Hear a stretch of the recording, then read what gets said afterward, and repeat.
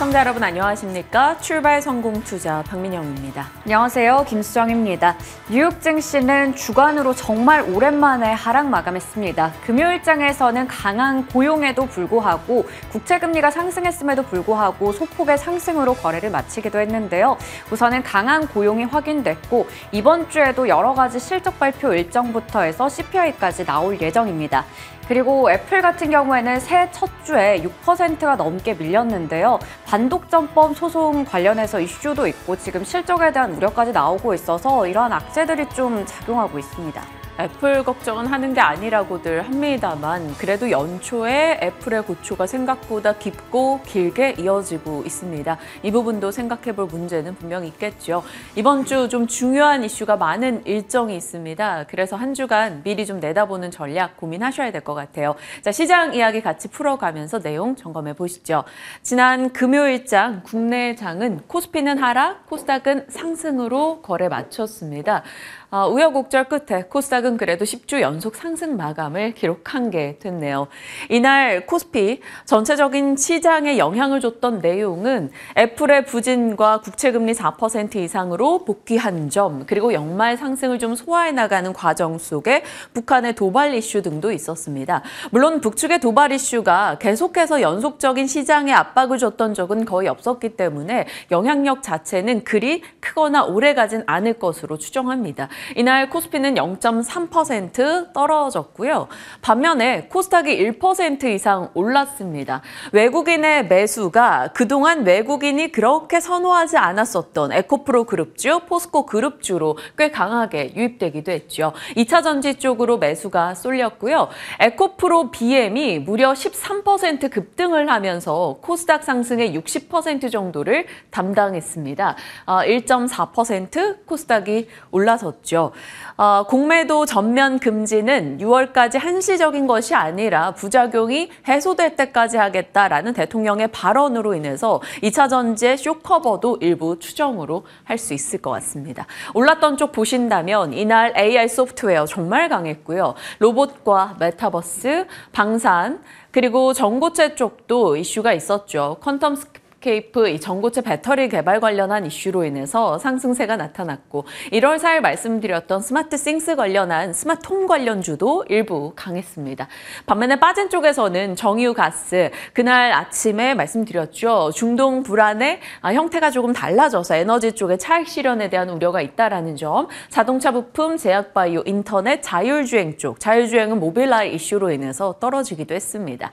자, 그날 금요일에 2차 전지 쪽이 그래도 단기적으로는 차익 실현 부담이 적은 섹터다라는 점과 이런 이슈 등이 맞물리면서 2차 전지 쪽 종목들이 좋은 시세를 냈습니다. 전방위적인 강세는 아니었고요. 일부 종목들의 강한 반등이 좀 도드라졌네요. 에코프로 3%, 에코프로 BM이 13% 뛰어올랐고요. 포스코 퓨처엠, 포스코 홀딩스도 강세였습니다. 그 밖에는 전고체 쪽이나 분리막 쪽에 상승이 눈에 띄었죠. 에코프로 BM은 이전 상장에 대한 일부 기대감이 등장하면서 강한 수급이 쏠렸다라고 파악할 수 있겠습니다.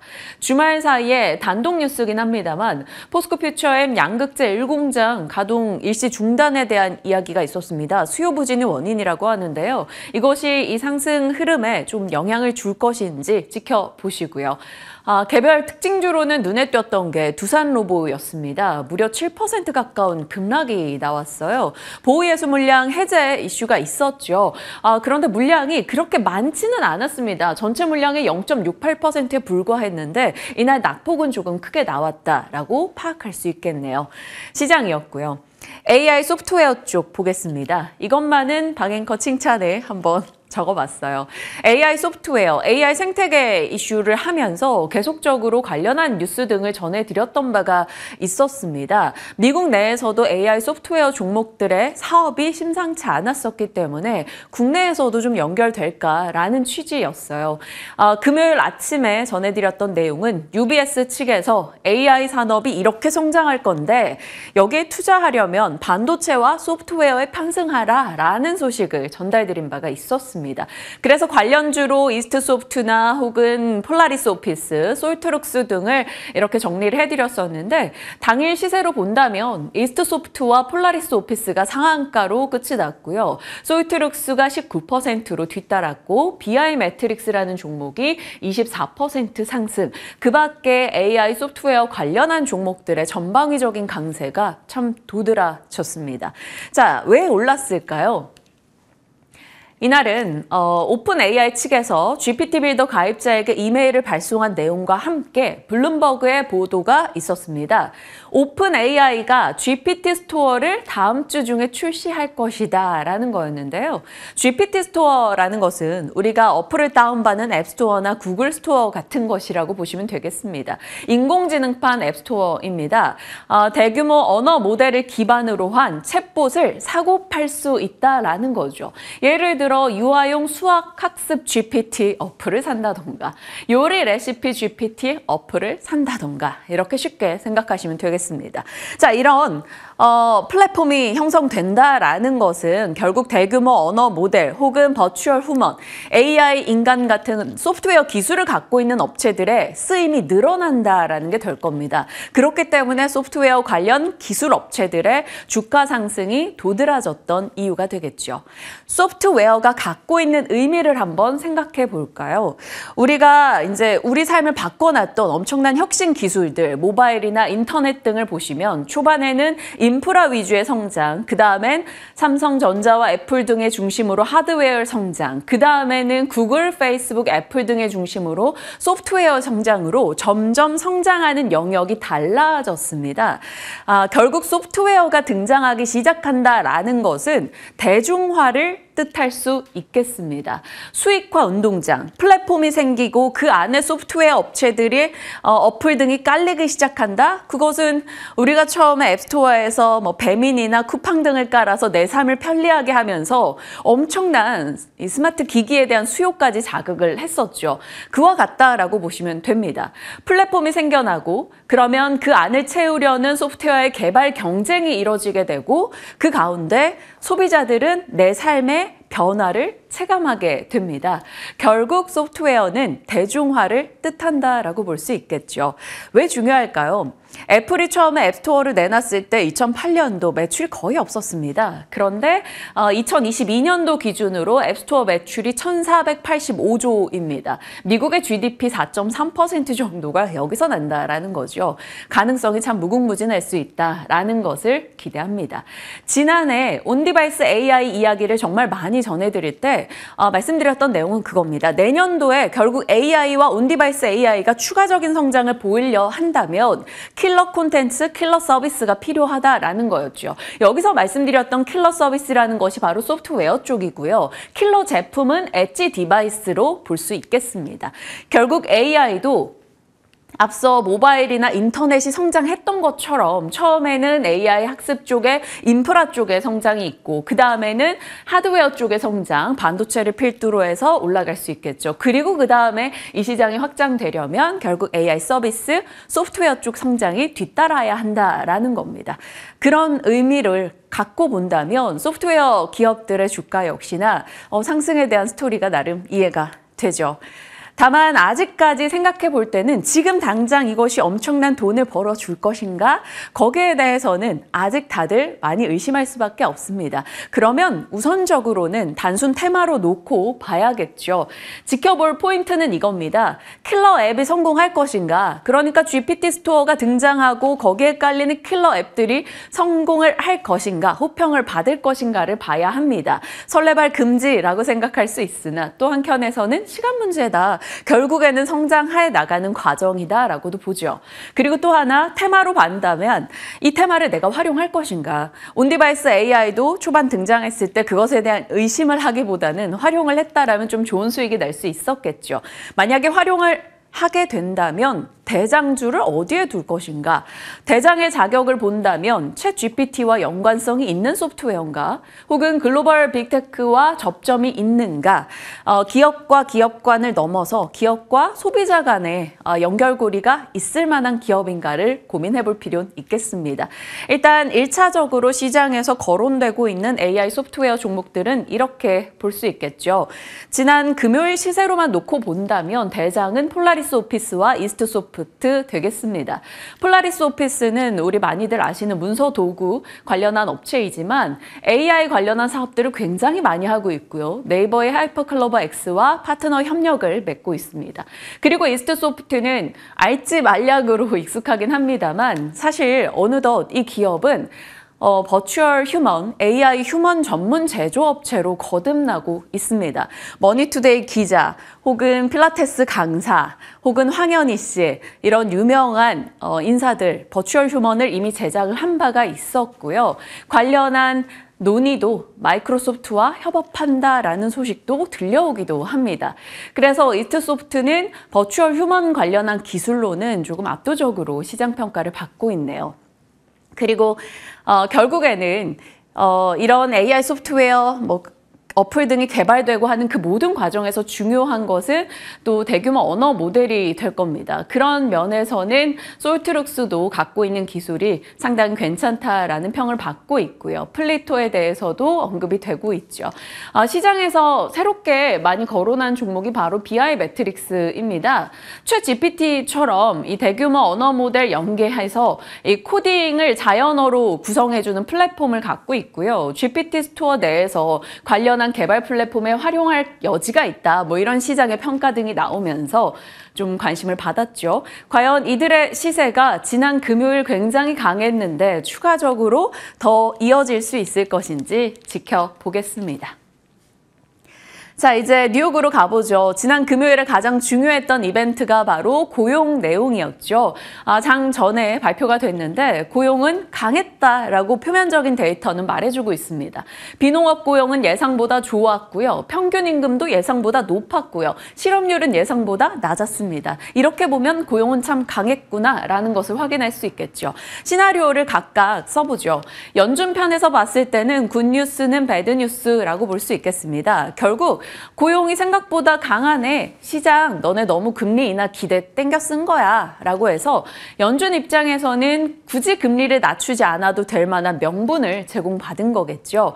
일단 강한 고용으로 인해서 금리 인하 기대가 살짝 꺾이면서 10년물 국채금리는 4.1대까지 올라가기도 했습니다. 그러다가 조금 내려왔음에도 4.051에서 끝이 났죠.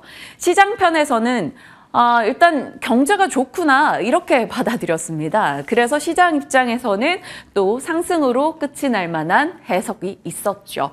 다만 경기가 좋구나라고 생각을 했으나 닉 티밀하우스 기자가 추가적인 코멘트를 내놓으면서 이거 고용 그렇게 좋은 거 아니야 라고 덧붙입니다. 그 내용을 보면 정부향 고용을 뺀다면 고용이 좋았다라고 말할 수 없다라는 걸 언급하고 있죠. 고용의 질이 안 좋았다라는 겁니다. 일자리로 봤을 때는 정규직은 줄고 파트타임이 늘어났고 12월 일자리의 25%는 정부향이었다라는 거죠. 그러니까 민간 고용이 그리 좋았을 리 없다라는 점을 짚고 있습니다. 때마침 발표된 ISM 서비스업 데이터를 봐도 예상을 하회했고 고용지수가 2020년 7월 이후 최저를 기록했다라는 거죠. 생각보다 고용 데이터가 강했는데 그 내용을 보니 고용의 질이 그렇게 좋지 못했다라는 점을 꼽으면서 시장에서는 그래 연준이 완전히 동결을 하진 않을 거야. 어느 정도 인하 스텝은 밟을 거야 라는 기대로 옮겨갔습니다. 결국 그래서 3대 지수는 모두 올라설 수 있었겠죠. 거기에 중동 긴장이 재고조되면서 유가가 2% 올랐고요. 그러다 보니 물류에 대한 우려감이 등장했고 해운 쪽 종목들 일부 강세였습니다. 시장의 초점은 12월 고용 내용이 좋긴 좋았는데 뭔가 좀 꺼림칙했죠. 그러다 보니까 시장은 이제 이번 주에 발표되는 소비자 물가지수를 보고 방향을 결정하지 않을까 이렇게 평가를 받고 있습니다. 결국 이번 주가 좀 중요한 주간이 될 수 있겠죠. 미국 내에서도 GPT 스토어, 오픈 AI의 이 GPT 스토어 오픈에 대한 기대감이 있다 보니까 반도체 쪽 종목들이 괜찮았다라고 볼 수 있겠습니다. 그중에서 엔비디아가 눈에 띄었어요. 2년간 1,000억 달러 현금 창출 이슈와 함께 뱅크 오브 아메리카에서 목표가를 무려 700달러로 제시했습니다. 그러면서 엔비디아가 2% 이상 올랐고요. 애플은 앞서 수정 앵커 말씀 주신 대로 지난주 계속 떨어지다 보니까 주간 하락률이 상당히 높았습니다. 이날도 추가 하락을 기록했죠. 법무부의 반독점 조사 준비에 들어갔다라는 소식과 애플의 대표적인 부품 업체죠. 폭스콘 측의 1분기 매출 감소 전망이 영향을 줬습니다. 결국 또 떨어졌네요. 항공 쪽 흐름이 괜찮습니다. 여행에 대한 선호도가 계속 올라가고 있다라는 것과 이 사스웨트 항공의 개별 악재가 좀 해소됐다라는 소식에 주가가 올랐죠. 다만 주말 사이에 나온 뉴스인데요. 보잉 737 맥스 9 객실 패널이 이제 파열되면서 비상 착륙했다라는 소식이 있었죠.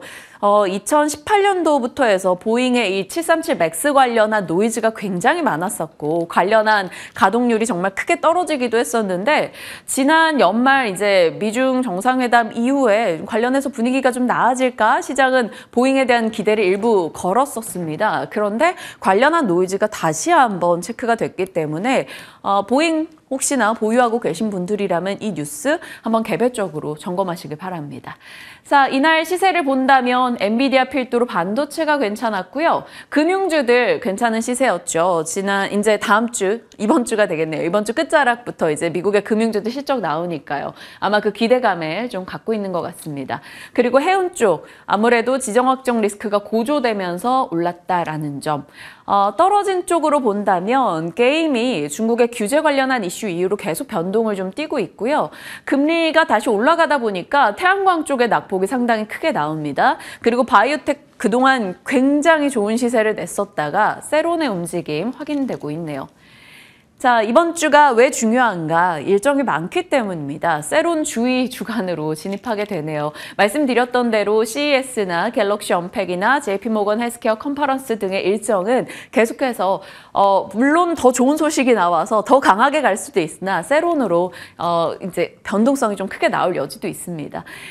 주말 사이였죠. 우주항공처법 제정안 9월 9일 이제 본회의 처리하겠다라는 여야 합의가 있었습니다. 결국 1월 9일에 이제 관련한 일정이 추가가 되는 걸 거고요. 삼성전자 잠정 실적이 이번 주에 있고 또 LG전자의 잠정 실적도 아마 같이 비슷하게 발표가 될 겁니다. 1월 10일이 또 중요하네요. 비트코인 이제 현물 ETF 승인 심사 마감일입니다. 관련해서 어떻게 소식이 나오는가가 굉장히 중요할 것 같고요.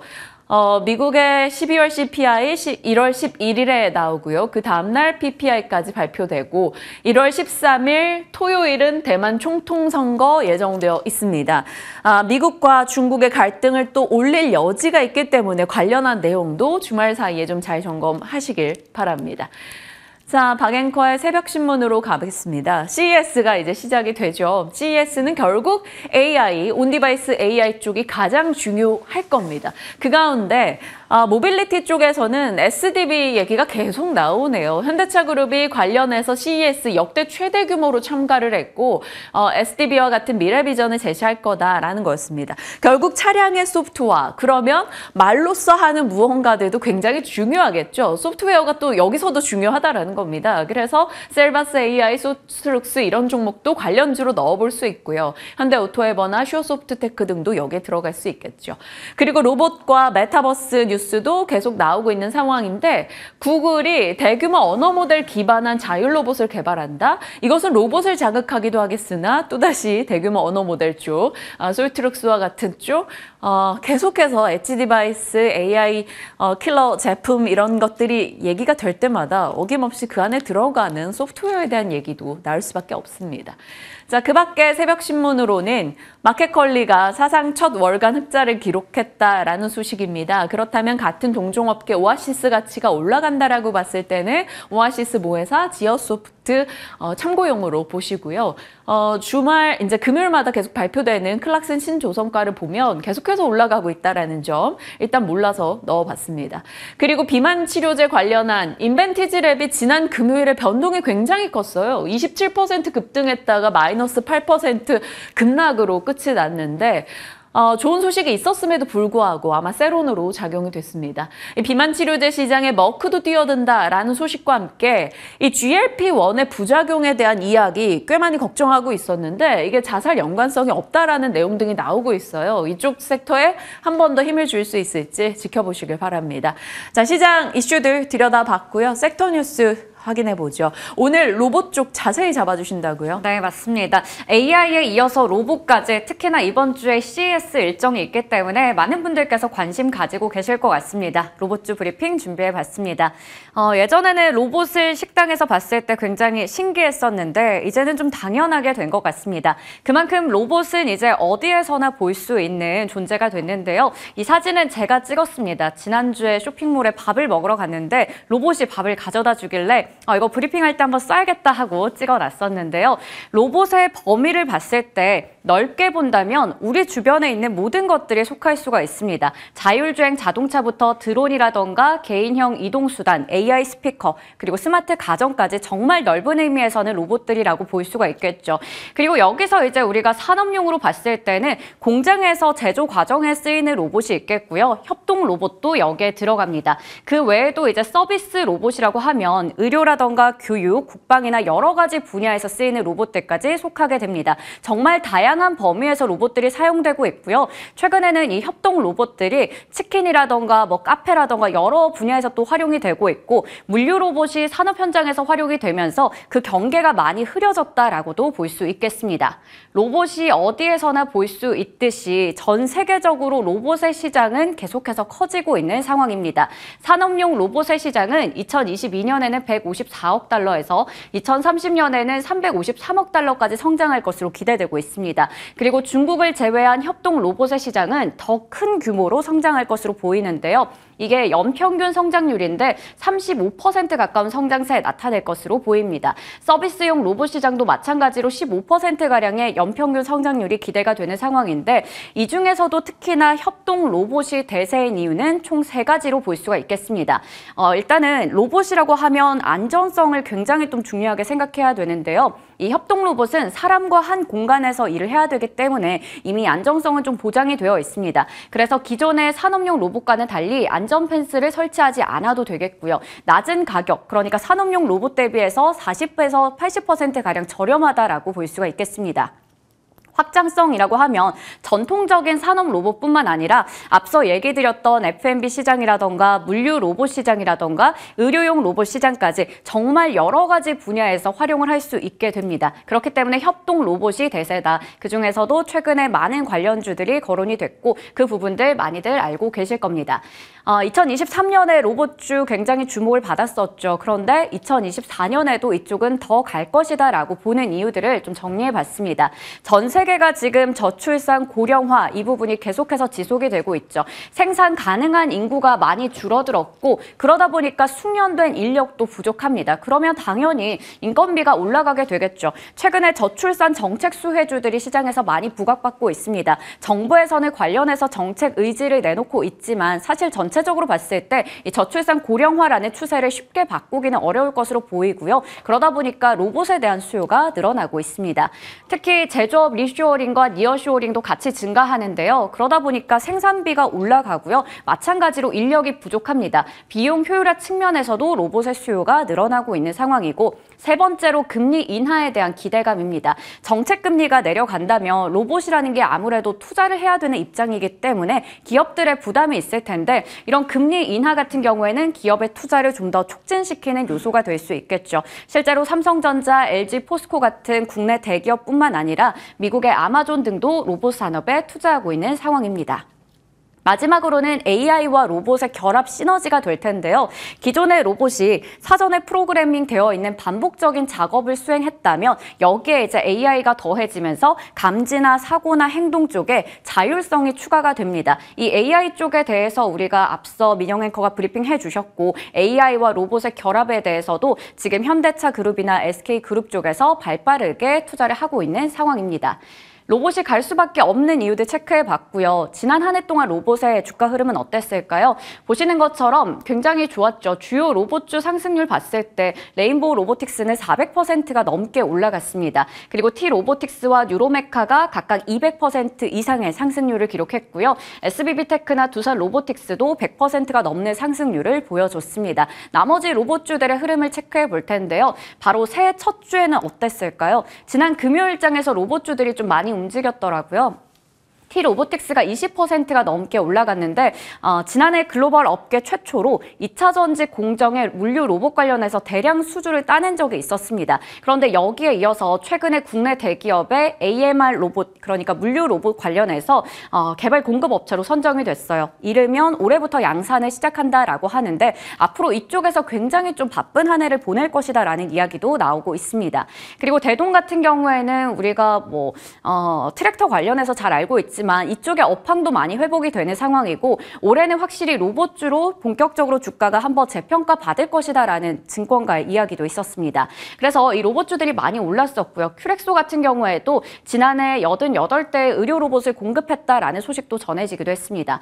한편 주간 상승률로 한번 보니까 T-로보틱스가 17%가량 올랐고 뒤를 이어서 제우스나 티라유텍, 고영까지 속해 있습니다. 그런데 주간 하락률 탑5로 봤을 때 두산 로보틱스가 좀 많이 빠졌어요. 앞서 민영 앵커도 전해주셨지만 44만 주 보호 예수가 해제되면서 물량에 대한 부담감이 있었습니다. 지난 금요일장에서만 7%가 넘게 밀렸는데요. 그래도 일단은 주가는 10만 원 선을 회복한 상황이고 이 두산 로보틱스가 12%가량 주간으로 빠졌고 SPG나 레인보우 로보틱스 이러한 종목들이 좀 밀렸기 때문에 이게 어떻게 봤을 때는 하나의 기회가 되지 않을까라고도 생각해 볼 수 있는데요. 잠시 후에 로봇주에 대해서 전략 챙겨보도록 하겠습니다. 로봇 관련해서는 이슈가 계속해서 쏟아지고 있죠. 정부에서 2022년 기준으로 로봇 산업의 실태 조사를 발표했는데요. 국내 로봇 시장의 매출은 전년 동기 대비해서 5%가량 증가했고 국내 로봇 기업도 지금 총 2,500여 개에 달하는 상황입니다. 정부에서는 2030년까지 K 로봇 시장 20조 원 규모로 육성하겠다라고 또 의지를 밝히기도 했는데요. 그런 상황에서 정말 제2의 두산 로보틱스가 되고 싶어하는 기업들이 많은 것 같습니다. 2024년부터 2025년까지 상장을 앞둔 로봇 관련주들이 굉장히 많다라는 거 체크해 볼 수가 있겠고요. 로봇 관련해서 이슈들 나와 있는데 구글 딥마인드 쪽에서도 로봇의 AI 개발 속도 높이는데 활용할 수 있는 그런 부분들 지금 공개를 했고 올해 우주항공 관련해서 브리핑 좀 전해드렸었는데 관련한 일정들 정말 많습니다. 그런데 나사 쪽에서 유인 달 기지 건설에 활용할 수 있는 인간형 로봇을 개발하고 성능을 지금 검사하고 있다라는 이슈도 있었습니다. 앞서 얘기 드렸듯이 CES 관련해서도 로봇이나 AI 관련주 또 주목할 필요가 있겠죠. 반면에 로봇 관련해서 좀 우려되는 그런 사고 관련된 이슈도 있었기 때문에 이러한 부분들은 같이 좀 체크해보면 좋을 것 같습니다. 로봇주들 한판으로 좀 정리해봤습니다. 앞서 얘기 드렸듯이 산업용 로봇에는 전통적인 제조 로봇이 있고요. 그리고 최근에 주목받고 있는 협동 로봇이 있습니다. 서비스 로봇에는 정말 다양한 분야에서 활용이 되고 있는 쪽이 있으니까요. 관련주들 참고해보시면 좋을 것 같고요. 지금 보시는 것처럼 부품주는 SPG와 SBB테크 그리고 해성TPC까지 있는데 대표적인 감속기 업체입니다. 이 로봇의 핵심 부품의 국산화율을 봤을 때 사실 모터나 감속기, 센서, 제어기 다 모두 50% 밑돌고 있죠. 근데 특히나 감속기가 굉장히 좀 대일 의존도가 높은 쪽인데요. 물론 지금 계속해서 이쪽에서 이제 열심히 노력을 하고 수출을 하고 있지만 아직까지 이 부분에 대해서는 좀 체크를 해볼 필요가 있을 것 같고요. 그래도 지금 긍정적으로 앞으로 이 시장이 성장할 수밖에 없다라고 생각할 수 있는 건 글로벌 로봇 산업이 성장하고 있고 지형이 바뀌고 있기 때문입니다. 특히 오늘 계속해서 강조드렸던 협동 로봇이 많이 주목을 받고 있고요. 그러다 보니까 소형이나 고정밀 부품에 대한 수요가 같이 늘어나게 됩니다. 그런 게 바로 앞서 봤던 이런 부품 쪽이 되겠죠. 그래서 후발주자들에게는 긍정적으로 이 부분이 작용하고 있기 때문에 이 관련주들 한 번 더 체크해보면 좋을 것 같습니다. 자, 그렇다면 지금 로봇주의 자리는 어떤 자리일까요? 투자를 해도 괜찮은 시점인지 업종 내에서 탑픽까지 여쭤보도록 하겠습니다. 여러모로 다른 섹터가 부담스러울 때 한 번씩 언제든 반응을 해줄 만한 스토리가 있는 쪽이다 보니까 로봇주들은 끊임없이 시장 중심에 있는 것 같습니다. 어떻게 전략을 짜야 될지 고민되는 시점인데요. 시장에 대한 이야기 지금부터 같이 풀어가시죠.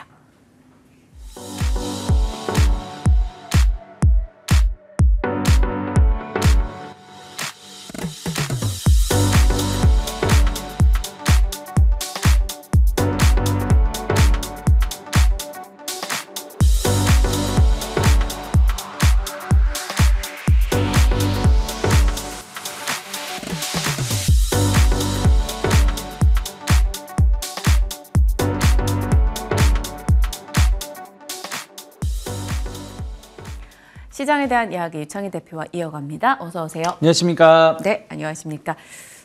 고용의 내용을 기다렸었는데 생각보다 이제 12월 고용 데이터가 그렇게 방향성을 뚜렷이 제시해주지 못했던 것 같아요. 이번 주 이제 CPI 일정이 좀 중요할 것 같고 주간으로 좀 굵직한 일정들이 많단 말이죠. CES나 JP모건 쪽도 그렇고. 그래서 주간 전략을 좀 잘 짜야 될 것 같아요. 이번 주가 좀 중요할 것 같아요. 왜 그러냐면 지난주 우리나라 증시는 그래도 좀 선방하는 모습이었어요. 근데 아쉽게도 코스피 같은 경우는 첫날은 좋았는데 그 다음에 뭐 내리 하락을 보여줬죠. 코스닥은 그래도 좀 올라와 주면서 좀 버텨줬는데 네. 미국 시장만 본다라면 나스닥 기준으로 본다라면 작년 3월 이후에 주간 기준으로 보면 최대 하락을 보여줬기 때문에 첫 시작이 좀 아쉽게 끝났다는 부분들. 그래서 이번 주에 조금 지난주 하락을 돌리는 모습이 나온다라면 그래서 여전히 긍정적인 시각을 볼 수 있지만 그렇게 안 된다 그러면 아무래도 투자 심리가 좀 위축될 수 있다 생각하고 있어요. 그래서 뭐 CPI 발표로 인해서 목요일이죠. 그래서 국채금리 방향성이 4% 이하로 다시 내려가느냐 아니면 4% 이상을 유지하느냐가 좀 중요하다 생각하고 있고요. 우리나라 같은 경우는 삼성전자가 내일이죠. 잠정 실적 발표가 좀 있다는 부분들. 그리고 또 그 목요일에 옵션 만기일이기 때문에 여기에 따른 또 변동성을 좀 대비할 필요가 있다 생각하고 있어요. 다만 저는 이제 시장은 어쨌든 미국 증시에 의해서 좀 우리나라 증시에 영향을 좀 많이 받는다라면 제가 작년에 한 11월 말 12월 초에 그런 얘기를 드렸었어요. 그 마이크로소프트하고 애플하고 시가총액 1위의 엎치락뒤치락이 좀 이루어질 수 있다라고 말씀드렸는데 그때하고 지금하고 달라진 점은 그때는 형님 먼저 아우 먼저 하는 것처럼 계속 좋을 때 누가 먼저 1등을 누가 계속 1등을 유지하느냐의 싸움이었다면 지금은 하락을 하면서 이게 바뀌는 모습이거든요. 그렇기 때문에 만약에 이번 주에 지난주에 하락을 했었던 종목군들, 특히 M7은 지난주 금요일에 반등에 성공을 좀 했습니다. 그래서 이들 종목군들이 좀 반등을 시도해 주면서 나스닥이 올라온다라면 전 여전히 1월 달, 혹은 이번 주는 이번 주 한 주만 봤을 때 강한 종목별장에서는 계속 유지가 될 거라 생각을 좀 하고 있어요. 근데 그게 아니라 이들 종목군들이 또다시 좀 같이 하락을 한다라면 아무래도 좀 리스크 관리가 필요할 수 있는 한 주가 되지 않을까 판단하고 있습니다. 네. 미국장과 국내에 좀 연동될 만한 여지들 잘 체크하시고 일정상으로 봤을 때는 CES나 JP모건 헬스케어 이쪽 이슈도 있고 또 삼성전자나 LG전자 잠정 실적 또 목요일은 말씀 주신 대로 만기일 그리고 그날 금통위도 있고요. 네. 그러니까 살필 내용이 많은 한 주입니다. 저희와 계속 호흡하신다면 관련한 내용과 전략은 같이 담당해 나가도록 하겠습니다. 자, 섹터로 들어가 볼게요. 로봇 확인하겠습니다. 로봇은 계속해서 시장 이제 주류 안에 좀 들어와 있는 섹터란 말이죠. 어느 정도 조정을 받다가도 다시 가지고 그러는데 지난 금요일도 로봇주들 비교적 괜찮았고요. 로봇주 올해 어떻게 전략 짜시는지 궁금합니다. 로봇주 제 마지막 브리핑을 한 게 11월 말인가 12월 초였더라고요. 근데 어쨌든 그때는 두산 로보틱스라는 이제 강한 대장주가 있었던 상황이었고 지금은 이제 좀 개별 종목 장세가 좀 진행되고 있는 것이 아닌가 생각을 좀 하고 있습니다. 그때랑 지금이랑 달라진 건 없어요.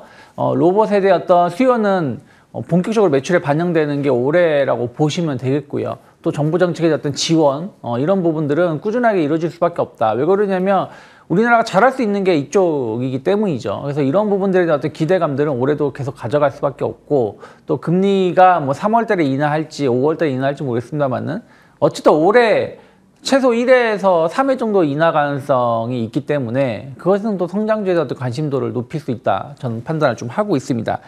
다만 이제 이런 것들은 이미 그 로봇주들이 지난 11월, 12월 강할 때 이미 어느 정도 좀 반영됐던 부분들이고 지금은 일단 그동안 좀 숨기고 싶었던 부분들이 좀 이제 수면 위로 올라오고 있는 거 아니겠습니까? 제일 큰 거는 두산 로보틱스죠. 네. 두산 로보틱스가 지난 11월부터 12월까지 2달 동안 어마어마한 상승을 보여줬는데 어찌되었든 이제 보유 예수 물량 앞에서도 말씀하셨지만 44만 주가 해지가 된다는 거죠.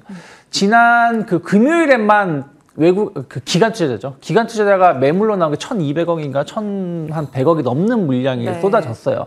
그래서 주가가 많이 하락을 했는데 어쨌든 추가적인 매도 물량이 있다는 부분들은 저는 조금 두산 로보틱스에 대해서 주가는 좀 기간 조정 가능성 좀 열어놔야 된다 생각을 좀 하고 있어요. 그럼 조정 시 매수 가능해요? 아직은 좀 두산 로보틱스를 조정 시 매수 관점으로 보기에는 조금. 좀 시간이 좀 필요하지 않을까 판단을 좀 하고 있고요. 네. 그럼 이제 다른 로봇주들을 상대적으로 선별해서 봐야 되는데 결국은 수급 논리라고 보고 있어요. 기관 투자자들이 만약에 두산 로보틱스의 비중을 줄이면서 다른 쪽은 어느 쪽을 이제 편입을 좀 하느냐가 중요하다 좀 보고 있거든요. 지난 금요일엔 T로보가 네. 거의 수급 받아먹은 T 로보틱스가 느낌이었어요. 뭐 네. 상한가를 기록을 상한가 언저리까지 좀 올라오는 네. 모습이었는데 다만 바닥에서 첫 번째 상승하는 부분들이기 때문에 이게 연속성 얼마 뛸지 부분 봐야 된다 생각을 네. 좀 하고 있어요. 그래서 최근에 수급도 나쁘지 않고 또 고점에서 방향성을 조금 모색하고 있는 부분들 종목분들을 좀 본다라면 저는 뭐 대동이라든지 또 고영 그리고 해성 TPC 같은 경우도 최근에 주가 흐름 보면은 계속해서 우상향 기조가 좀 이어가고 있는 부분들이 좀 있거든요. 그래서 지금 제가 얘기 드린 게 뭐 각 섹터별로 뭐 부품주 쪽이라든지 혹은 뭐 의료용기기라든지 뭐 이런 부분들을 산업용 로봇이라든지 이런 쪽에 대해서 조금 최근에 주목을 받고 있는 기업들이기 때문에 관련해서 좀 더 선별해서 대응하시는 게 맞지 않을까 판단하고 있습니다. T 로보틱스 같은 경우는 사실 SK온 자동화 설비 관련해서 워낙 색채가 짙은 기업입니다. 그래서 관련한 뉴스가 혹시 더 있는지들도 여러분 항상 체크하시길 바라겠고요. 대표님 말씀 주신 종목은 대동, 고영, 해성 TPC 저희 확인 가능했습니다. 자, 이제 AI 소프트웨어 쪽 하겠습니다. 사실 AI 소프트웨어 쪽은 이제 대표님과 예전에 얘기를 나눠봤었고 그때 당시에도 좀 긍정의 시각을 일부 기업에는 주셨었어요. AI 소프트웨어가 지난 금요일은 가장 뜨거웠다라고 해도 과언이 아닐 만큼 정말 관련한 종목들의 시세가 너무 좋았어요. 그날 아침에 이 관련 브리핑을 했거든요. 네. 너무 보람찼어요. 그렇죠. 제가 이제 조금 이제 뒤늦게 반응을 좀 하긴 했는데 이제 작년에도 제가 말씀드린 게 AI 소프트웨어 쪽이 조금 주목을 받아야 된다. 기억합니다. 그러니까 거의 대표님 제외하고 별로 없으셨어요. 네, 그때 유일하게 좀 움직임이 좀 없는 상황인데 이쪽에도 에너지가 좀 모여주고 있다라고 말씀드렸는데 어쨌든 지난주 금요일이죠.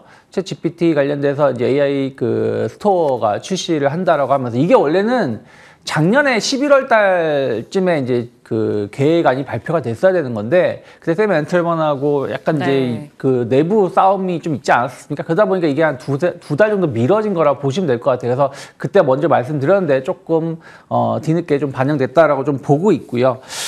일단은 AI 관련돼서 마지막 퍼즐이 완성되는 단계라 보시면 되겠죠. 왜 그러냐면 우리가 지금까지 AI 했는데 어떻게 보면 지금도 AI 서비스는 여러 부분에서 진행이 되고 있어요. 그런데 우리가 실제 챗 GPT라는 서비스를 통해서 접할 수 있었느냐 아니면 접하지 못했느냐의 어떤 차이점이었다라고 좀 보고 있고요. 또 하나가 이게 조금 더 세분화돼서 지금까지는 어떻게 보면은 특정 기업을 중심으로 해가지고 서비스를 이용을 했다라면 이제 나한테 최적화된 맞춤 서비스가 나온다는 거 아니겠습니까?